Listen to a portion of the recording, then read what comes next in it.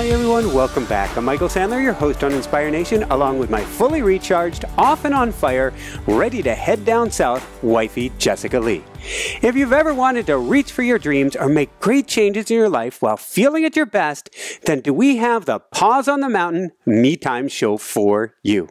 Today we'll talk about stepping back, taking a break, assessing your situation, and figuring out the best way to be you and make great change. That plus we'll talk about Emerald Isle, aerial yoga, crystal beds, walking on the point, talking trees, and what in the world 1215 yoga has to do with anything. So welcome back to the show, Jessica. Are you ready to shine? I am, Michael. It's been a month, so I've been working on it. Holy smokes and a mighty woohoo! And I know you get great butterflies on the show, and that's part of what we'll talk about maybe a little bit later. Before we do that, though, can you tell us, how was Emerald Isle? It was magical. Tell us more. Well, it, I didn't get that excitement that I got when I first arrived in Sedona, Arizona, which was another place that we thought about, at least I had thought about moving to. But it had this really warm, gentle, welcoming energy. And it grew on me, and I fell in love. And when it was time to leave, I was sad to go. Wow, you know, I won't dive into too much, but we had the astrocartographer on the show who was telling us that the East Coast is sweet for us, and maybe that's a good word to describe Emerald Isle. Yeah, I would say that's how my experience was. It was very sweet. It was very peaceful and very gentle, and it seemed like the perfect place to start a new family, perhaps. Woohoo! So, do you want to tell us any bit more about what Emerald Isle was like, what it looked like or anything? And then let's dive into what your days were like while you were there. Well, actually, right after I landed, I went straight to a forest that, gosh, I forget the name of the state park now. It's been so long. But it was actually on the mainland. And I went there to greet the elders. I like it. The trees, that is. And to get grounded, because, after you've been up in the air at, I don't know how many thousands of miles up in the sky, or feet, not miles. That'd be the moon. Yeah. It helps to touch the earth and be in nature. So I did that, and I was just letting intuition guide me as best as possible. And I had asked you to look up some trails, and you got really excited about this one trail that I never ended up going to. But I was like, no, I just feel like going to this one. You're like, but that's just a nature trail, like one of those 1 mile loops where there are signposts pointing out the different vegetation growing. And I was like, I don't care. It feels right. And it hadn't actually occurred to me that there would be signposts, but it was really neat that the first trail I went to, I got to meet all the different trees in the area because they were all labeled. I kind of like that. That's like a perfect welcoming of what's most important is, what are the trees? What are the vegetation? What's the nature like? Yeah, exactly. And it was wonderful. It was the perfect surface, the perfect ground for going barefoot. And I guess the last place that I went that was like that was Sedona. And so that was an awesome sign because, of course, you and I, who wrote 2 books on going barefoot, love places where we can be barefoot easily. And in New Jersey, you can go barefoot, but it's really rocky. It's a bit challenging and it's slow going.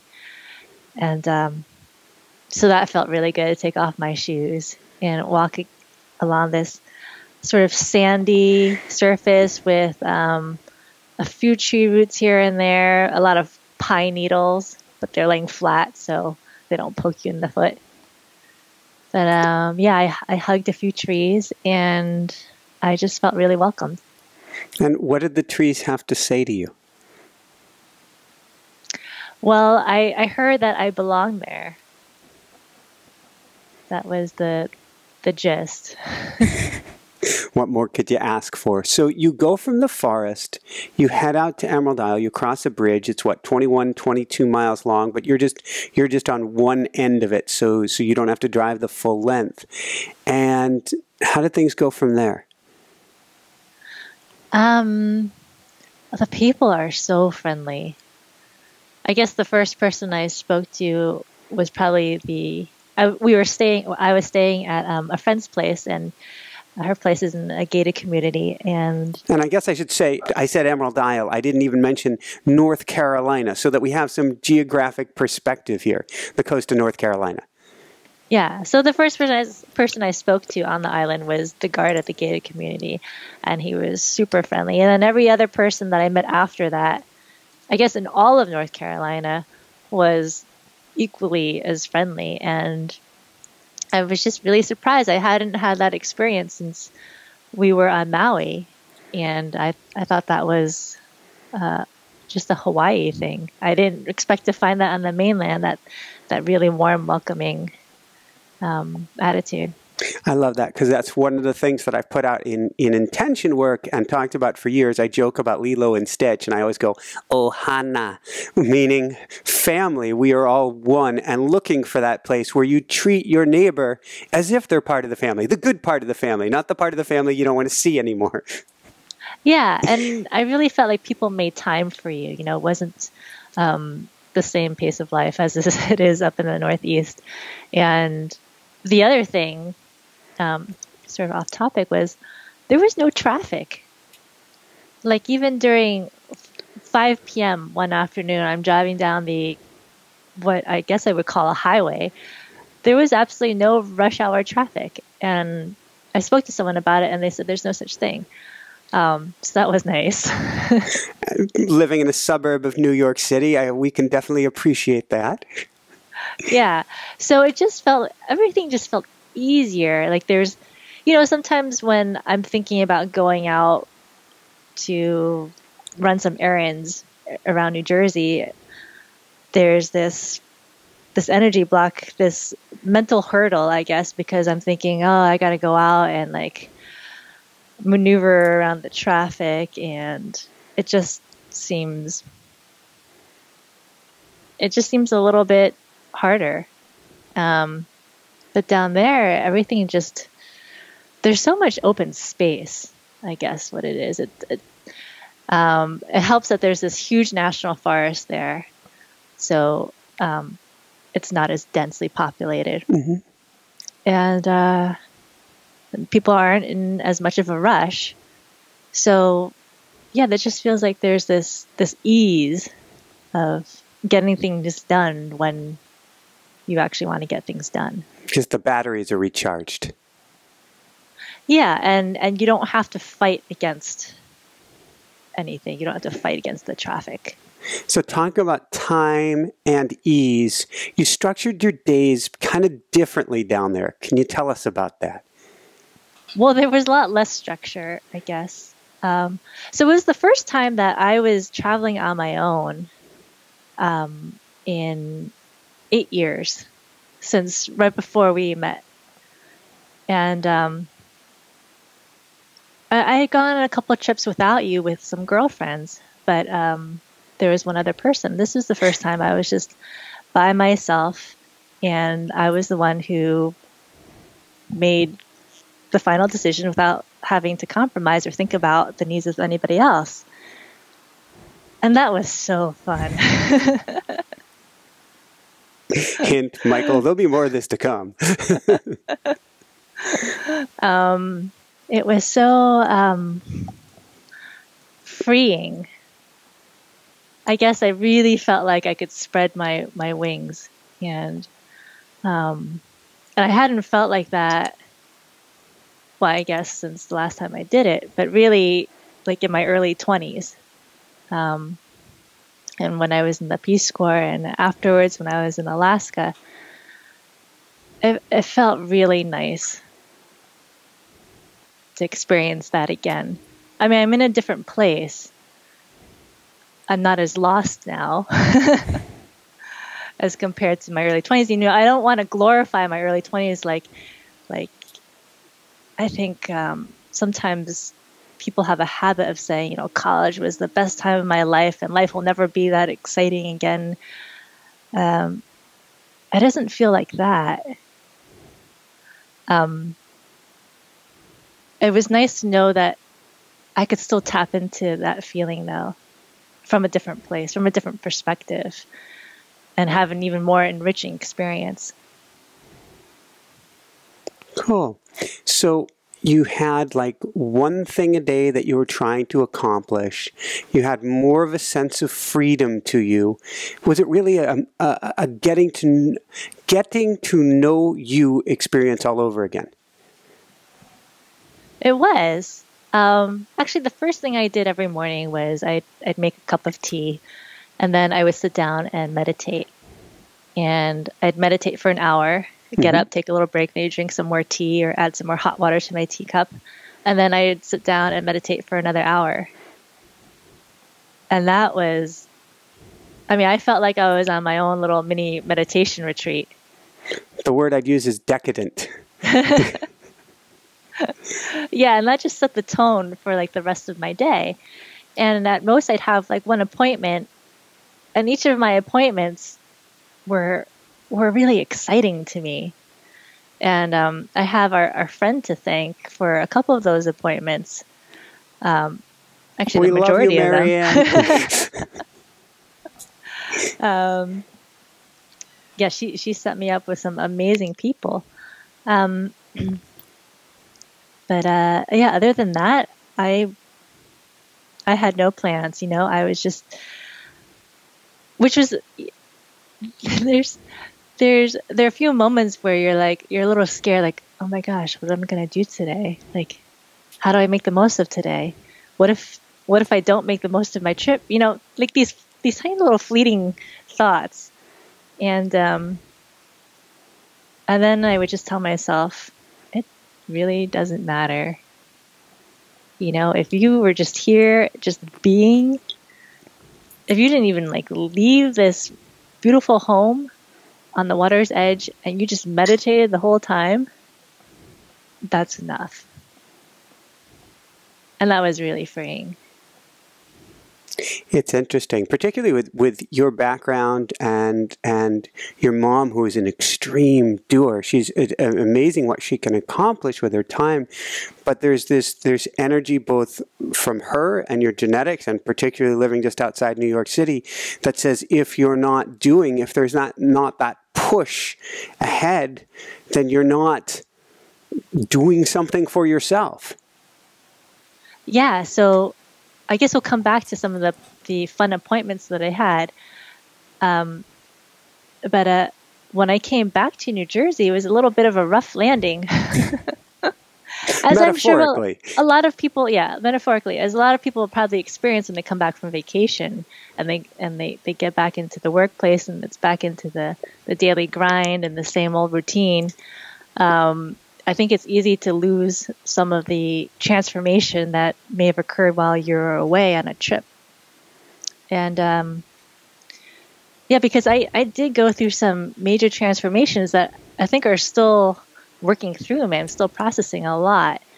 And, you know, you come back and you're back in your old environment where things haven't changed and the people that you're around probably haven't gone through any transformation. I mean, you're continuously growing.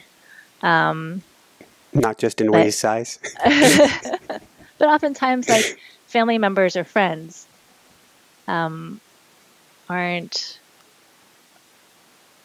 really focused on the personal or spiritual growth. It's more of a survival mode.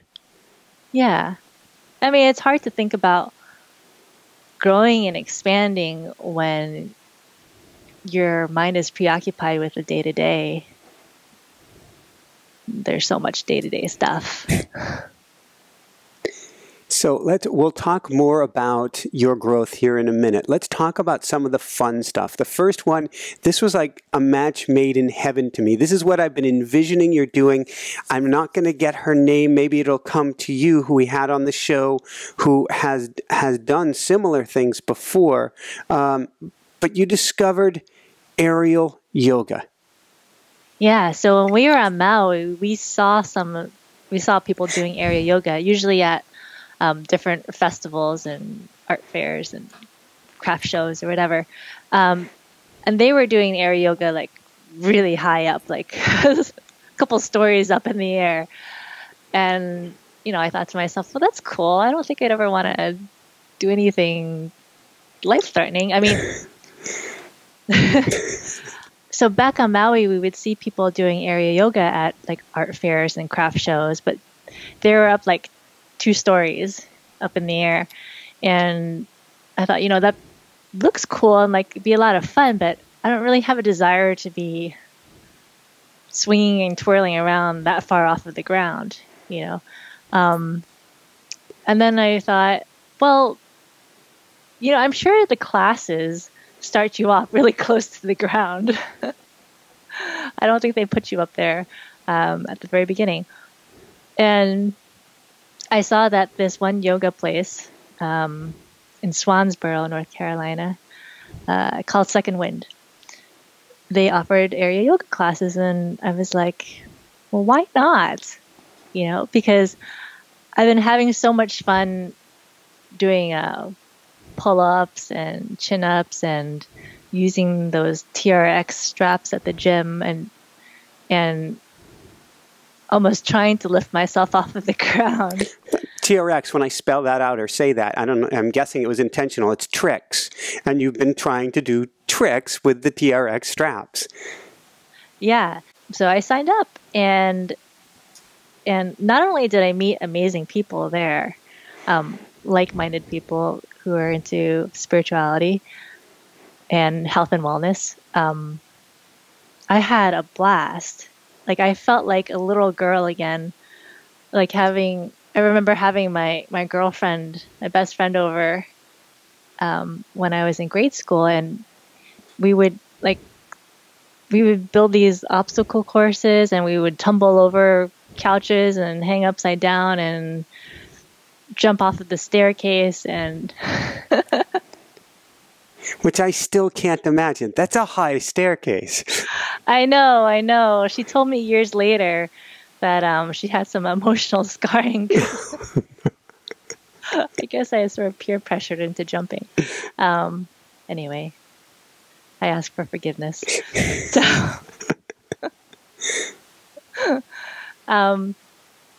yeah, I've just always loved swinging from things. Maybe it's because I was born the year of the monkey. I call you a hopper, skipper, jumper. Yeah. And yeah, you're only a few feet off the ground. I mean, if you're sitting in, so area yoga, your base, it's this fabric that's hanging from the ceiling, and when you're sitting in this fabric, your feet are maybe like a foot off of the ground. So you're really not that high up. But I guess the best thing to do is just Google area yoga, and you'll get an idea, because it's kind of hard to describe.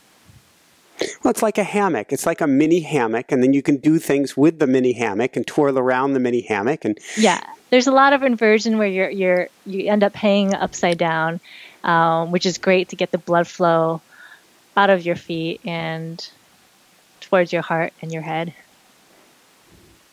So you did the aerial yoga. That was very special. You did another thing, and I think that gave you ideas for your health for the future. And then you did another thing that I had heard of conceptually, but I hadn't heard of the two words put together. John of God, an amazing healer from Brazil, and a crystal bed. Yeah, so that's another thing to Google. John of God, crystal bed, because I am not going to describe it as well as it deserves. But our friend set me up So it's really strange. I keep saying us and we, and that's usually a habit that you have when you're speaking about yourself. It's true. I became a plural on my 5,000-mile bike ride across the country many years ago when I had to cheer myself on. And I still have that habit of saying we when it's just me. Yeah. So you had the we experience. I think that's part of this.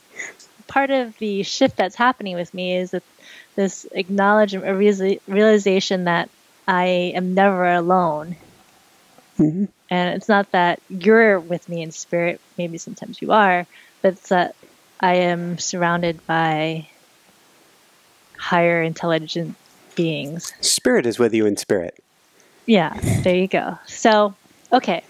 So one of the other interesting things you did on top of aerial yoga was a crystal bed, I believe. Maybe you can tell us real briefly about that.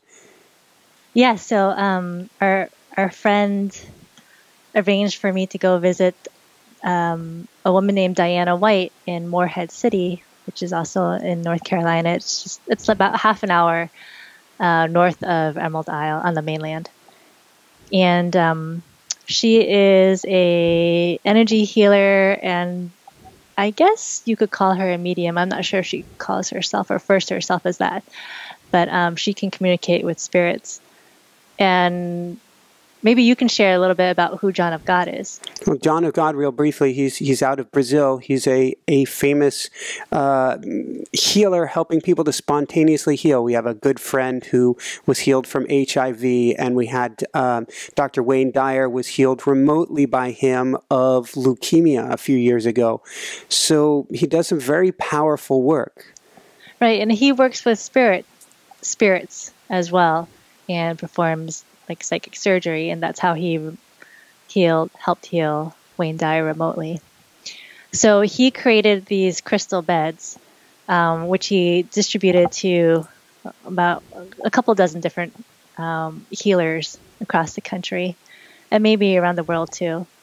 It's actually, the bed itself is usually just a massage table with a white sheet over it, and then the machinery, I guess you could call it, the actual thing that has crystals hangs over you, and there's a crystal for each chakra of your body, and the facilitator maneuvers the crystals so that they point at each chakra, and then there's a pulsating light, a colored light that relates to whatever chakra that it's pointing to.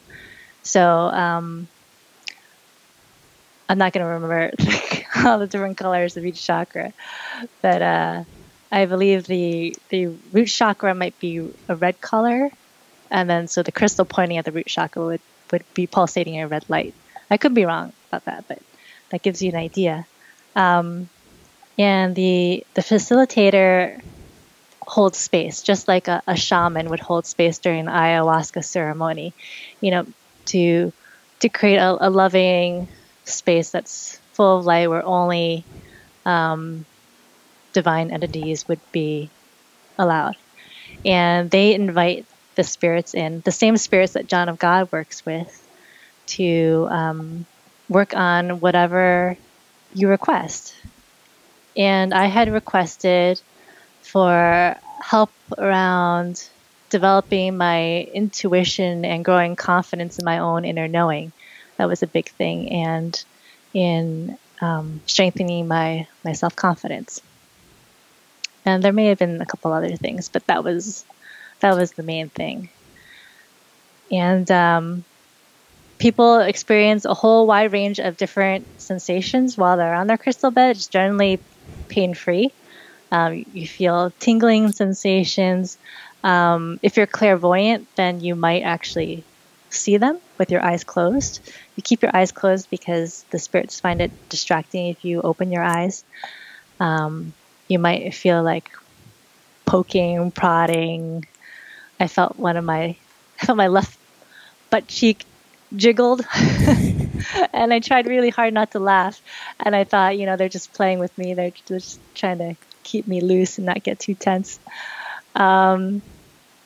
And yeah, so it was a very relaxing and pleasant experience. I was in a semi-meditative state, and I was just trying to breathe in gratitude and send out love, practicing heart coherence as we were taught by, what was his name? Howard Martin? Yes. It's heart math. Yeah.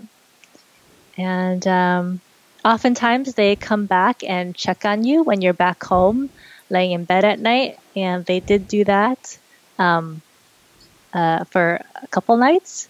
And then again, even when I was back in New Jersey, they came and checked on me. And, the first night, it's a little unnerving because I'm in this house that is not mine, and I'm all alone. And that experience actually wasn't as gentle and pleasant as when I was in the office This with was the Diana. toe stabbing experience? Yes.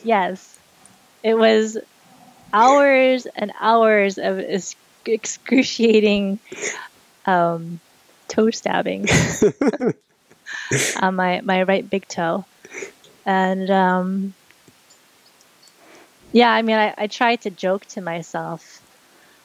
I was, joking that they must have stuck an intern on me or something.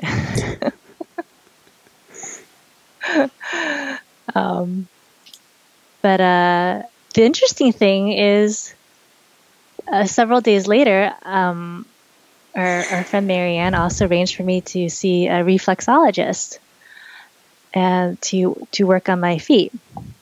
And I'd never seen a reflexologist before, and she was kind enough to show me a chart of the bottom of your feet that shows you which parts of your feet relate to which organs in your body. And I looked at the big toe, and right by the spot where they had been poking my big toe for hours was a little area designated to relate to the pineal gland. And I thought, how it's fitting. the third eye. Because that's in alignment with what I was asking for. So I guess they were like rotor-rootering my pineal gland or something, because they say that a lot of the things that we ingest end up calcifying your pineal gland. And one of the things they say that does that is fluoride. Public drinking water. Yeah, so I'm gradually experiencing I don't really know how to describe it. Good stuff. Differences. Yes. Let's just leave it at that. So let's go from there. I want to bring it back home. I want to talk about the move right before the end, but I want to bring it home because you've come back. This is about journeying up the mountain, taking a break, seeing kind of the landscape, and then the trick is bringing this back with you and how you shift because of that. So maybe you can tell us when you came back what things were like and what some of what you wanted to do differently. Well, sometimes I think shifts are going to happen to you no matter what. Because shift happens? Yes, because at some level you've asked for it, right? And you might not be conscious of what you've asked for. But I was conscious of this shifting. So when I came back, I really did my best to try and keep that meditation practice in place. I wasn't attached to 2 hours. I realized that now that would be kind of challenging while trying to keep up with all the other demands. But my goal was 1 hour. And that actually was difficult. For whatever, there are a whole bunch of different reasons why it was challenging. And then I realized, I'm going to have to change up my routine and try out some different things. And I think sometimes people get disheartened when they set out and create a routine, they stick to it for a while, and then it falls apart. That's constantly happening to me. Like, I'll have a good routine for a few months, and then I realize it's not working anymore, and I've got to shift it. I've got to change it up. And I think that's actually a good thing, just changing up the energy. you become aware of new things when you change up your routine. And I ended up having to go to sleep a little bit later because that's when my quiet time was. Because you were waking up early and you're generally quiet, but just knowing that somebody else is awake, even if they're in another room, can be a distraction. It's just part of you has this awareness that's on that other person. And, I had these beliefs that you got to go to sleep by a certain time so that your body can do its optimal repair work. Usually it's like 10 is ideal, I think. But I had to let go of that because it was a higher priority for me to get in my me time, my self-care time, that time that brings me joy and peace and makes me feel like I'm doing what I want. And that to me was greater to my health than getting to sleep at the most optimal time. And then I was waking up a little bit later.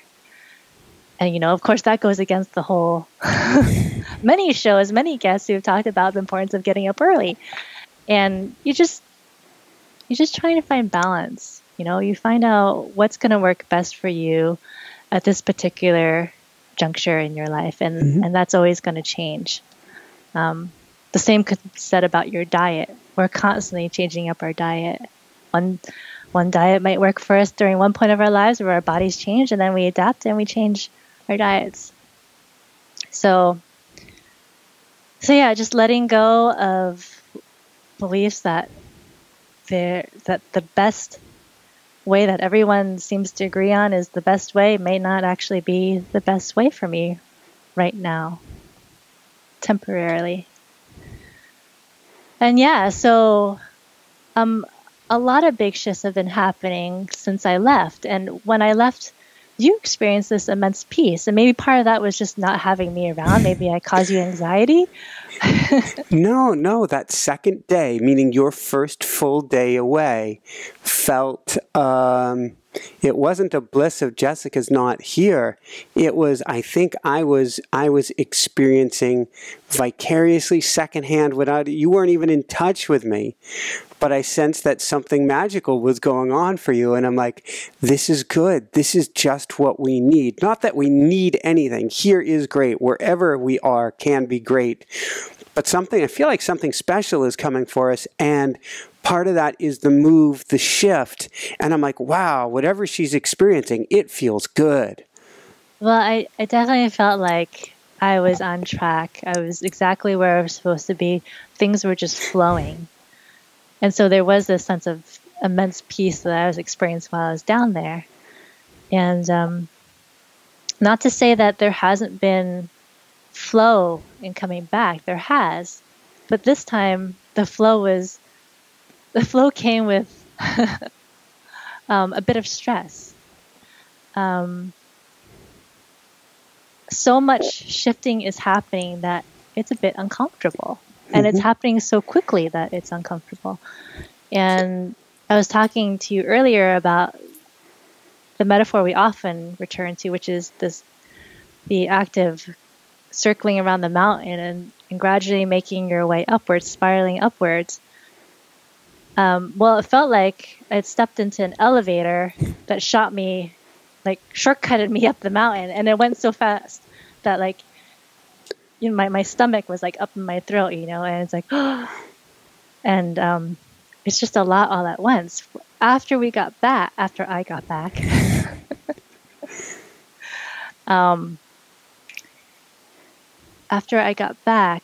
about a week later, our server crashed and our website went down.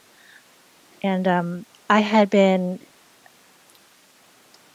working on adding a bunch of new categories to our website, which basically means I was trying to build out the menu and categorize all the different podcasts that we have, because there's over 500 and there's lots of different topics, and I wanted to make the website more user-friendly. It's one of those big projects, big desires that I've had for a long time, but I've never felt that I've had the first of all, the time or the know-how. I didn't think I was capable. I thought that we'd have to hire somebody to do that, and we hadn't set aside the funds to do that. And then it dawned upon me when, I don't know when, out of nowhere it seemed, I thought, wait a minute, I think I know how to do it. I wasn't even really thinking about it. And I was like, it feels like the right time. And so I started working on that. And the next day, or 2 days later, I had added like at least 50 different categories, like 50 new items to the menu on our website. And the website had crashed. And I thought I had... You killed it. I thought I killed it. And then I thought, oh no, so I can't do this myself. So I do have to hire somebody. Oh, and it's a bit stressful when your website is not functioning and people are going to your website and it looks like everything's gone. Well, what happened, it wasn't actually my fault. The timing is so serendipitous. What happened was the web hosting service had the server crash, and when the server rebooted, it rebooted to the data from 2 years ago, and our website didn't actually exist 2 years ago. And so that's why it looked like there was no website. All the data was still there somewhere on the server. That was the other interesting thing. I was like, wow, 2 years ago, none of this existed. The website wasn't even there. And that was kind of neat to realize how much we've accomplished in such a short time when on a day-to-day basis, we're like, why is it taking so long? Then you step back and you're 500 and almost 70 episodes in. Yeah. So it was actually, I saw it as the universe pushing me forward, because even though I was working on creating the menu, the website was outdated, meaning the back end, what's called WordPress, which a lot of people build their websites on this. It wasn't updated because I was afraid. I was afraid if I updated the WordPress backend that the theme would start working and different aspects of the website would stop working. Just like if you upgraded your computer system to a new operating system, sometimes things just stop working. And that was very scary to me. And the universe was saying, no, it's time to move forward and move past this fear. And because things weren't working already, we had backed up the website. We had the server provider also back up on his end. And it gave me the courage to jump in and upgrade everything. And once you upgrade one thing, like WordPress, you have to upgrade everything. So it's like you're in this tunnel and there's no going back. You just have to keep going. I'm praying when you come out on the other end, everything is still working. And I am not a web designer, web developer, computer programming. I don't know any languages except maybe basic HTML. So if something stops working, perhaps it's a limiting belief, but I don't believe I have the ability to fix it. I'd have to go find somebody else to fix it. And so I thought that was really symbolic about being pushed to upgrade in every aspect of our lives. Well, it leads to another one, if we can segue from the website in the little time we have left, which is, you have talked to me for a long time, and I have been quite, I don't know if adamant's the right term, but felt strongly about it, that we're a 7-day-a-week show. This is what we are. This is what we're not for this time period. Until recently, I got an inkling from muscle testing, from automatic writing, that maybe we don't have to be a 7-day-a-week show. And when you came back, you were in overhaul mode of let's challenge all of our beliefs. And you said it is survey time. Yeah. I felt for a long time, maybe almost a year, that we should be going to a 5-day show, at least since last summer. And I felt that maybe perhaps it was a fear that was keeping you at 7 days, because you have this amazing drive to deliver to people, and you never want to fail. You never want to disappoint people, and so I think there was this fear that you would be disappointing people if you didn't deliver a show every single day. Of every single year. It sounds a little silly right now. I didn't think of it as a conscious fear of that. I thought of it as, this is what I get to be doing right now, to build something special, to reach people, to help change lives. And I was thinking back to all of the challenging times I've had in life, where I was looking for audiobook after audiobook after audiobook about how do I get in what I need to change. I get it. But I mean, you have this amazing ability to consume a lot of information in a limited time, but not everybody can consume as much information as you. Some people can't. I can't. Nor do you want to. So you started to feel like the time was right, but I want to write a book. Our minds want confirmation, so we decided to send a survey out and find out really from our audience what they really want. And we found that they, on average, wanted 4 to 5 shows. I mean, some people wanted 7 or more. Not many people, but I think there was at least one person who wanted 10 shows. Oh, my.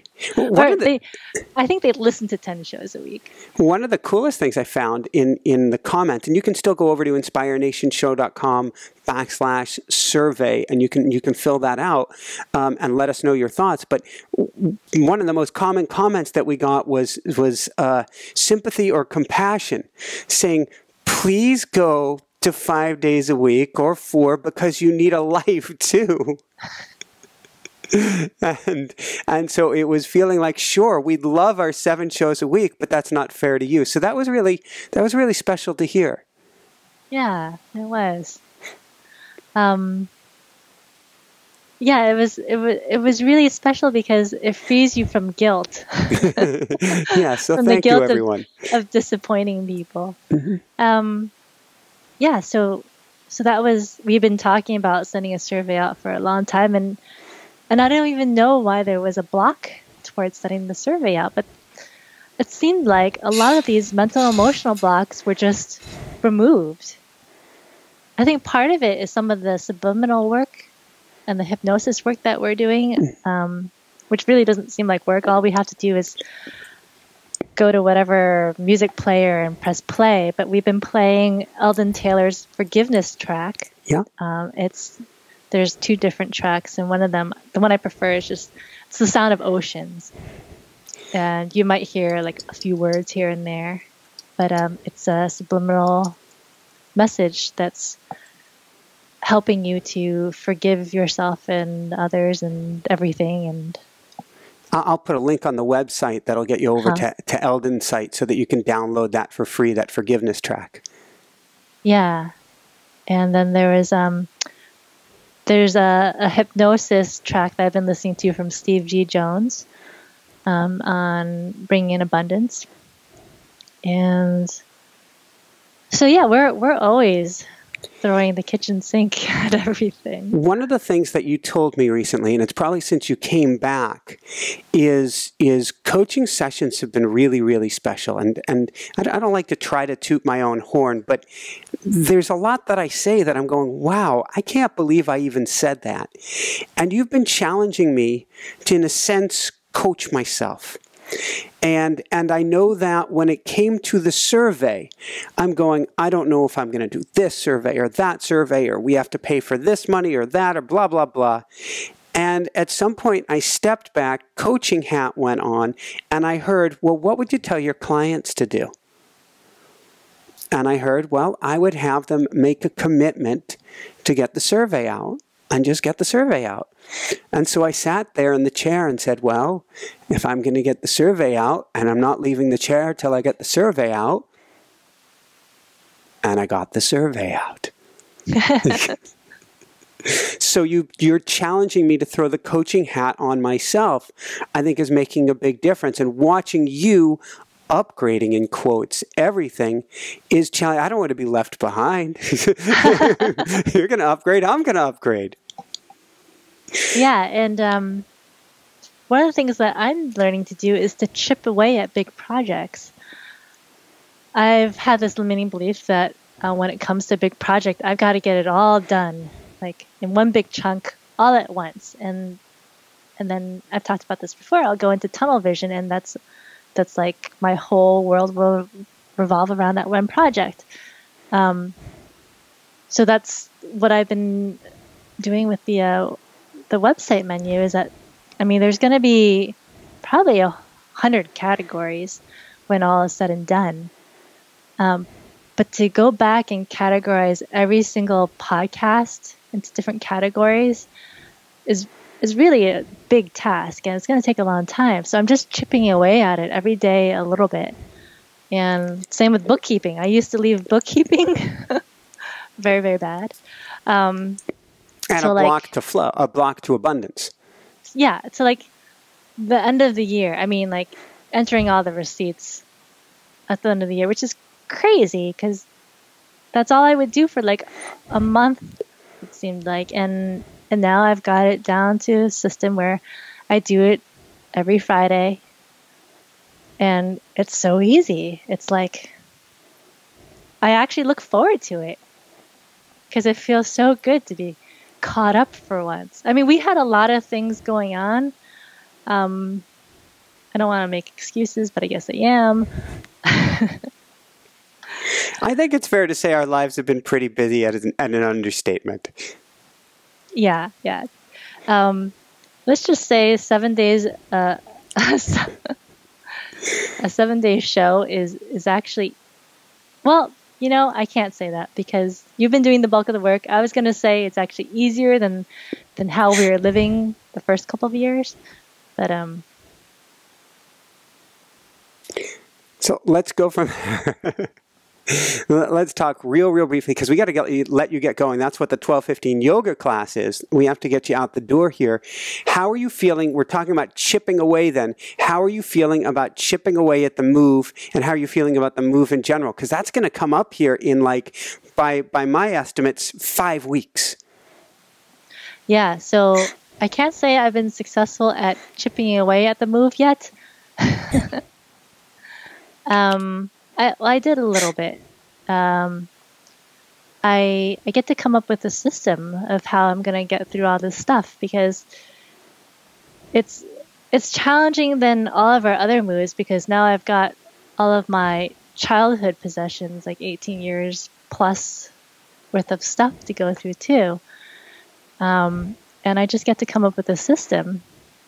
But emotionally, it's daunting because we came back here and this is where I healed. This was the safe place where I could let down my guard because I had my parents around, and initially I really needed that support.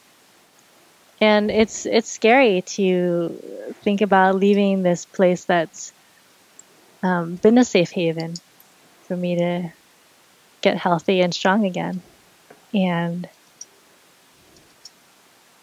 to never be able to come back.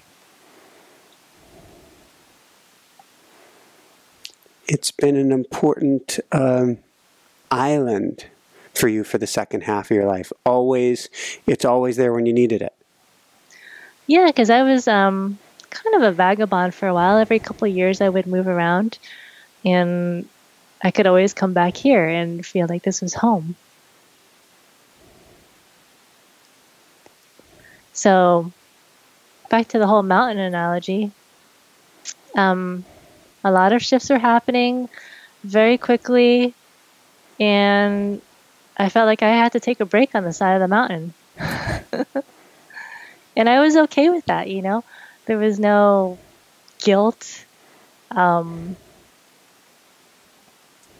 was allowing myself that. Take a break, breathe, take in the view, be present.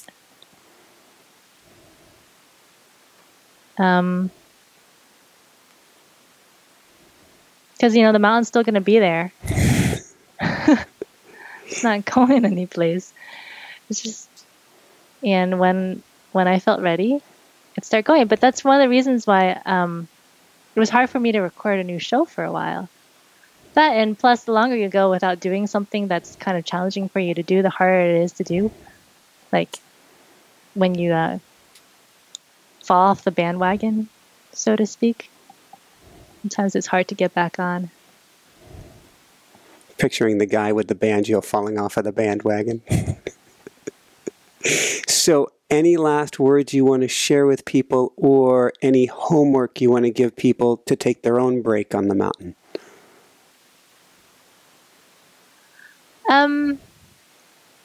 I would say if there's any possible way, I know a lot of our listeners have children and young children, but if there's any possible way that somebody you trust, a family member, your parents, if they're still around, if they can look after your kids for a few days, even just like a long weekend, 4 days, and you can get away completely by yourself, not like a girlfriend trip with other girls, and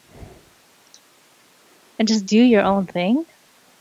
Do without a plan, except maybe destination. I think that's giving yourself such a huge gift. And then when you come back, to realize that the landing could be challenging. It might not be. I don't want to plant that seed. But that usually takes a little work to integrate some of the new habits that you want. And that's okay. Yeah. And then the last thing I wanted to share was this little metaphor that I thought of, which is, so I know a lot of people feel like they're stuck in their lives. And I know we felt like we were stuck and not really moving. We felt like we were on a plateau, right? We've talked about this, how the plateau is not really a plateau. But I saw this image of getting your foot stuck in a hole in the ground. Mm-hmm. And then suddenly the earth caves in underneath you, and you're completely in a ditch. I mean, your foot's no longer stuck, but you're in a ditch. So you're free to move about, and you're free to climb, you're free to scramble and pull yourself out of this big hole in the ground. Mm-hmm. Which isn't easy, but at least you're free, and you're moving, and you're getting yourself out. So sometimes when we get ourselves stuck, the universe finds ways to get us unstuck, and temporarily you feel like you're worse off than you were, but you're really not. I love it. It's brilliant.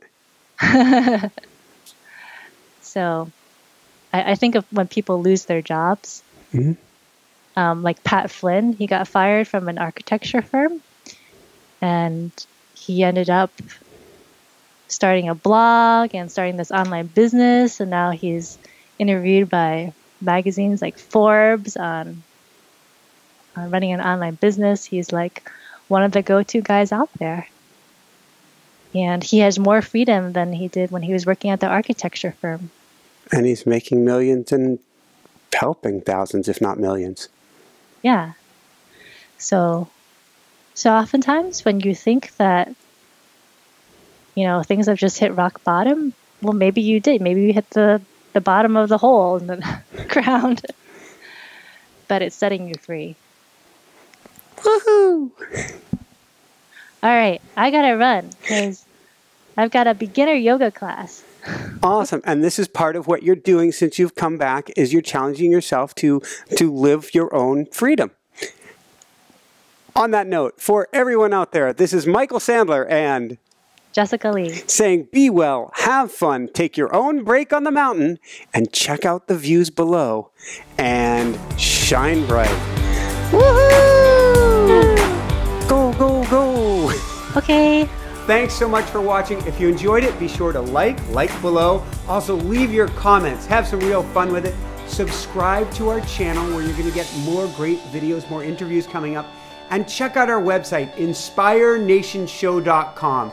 That's where you'll find tips, blogs, information, videos you won't find anywhere else, and useful and helpful resources to really help you kickstart your life and to shine bright. Thanks so much again.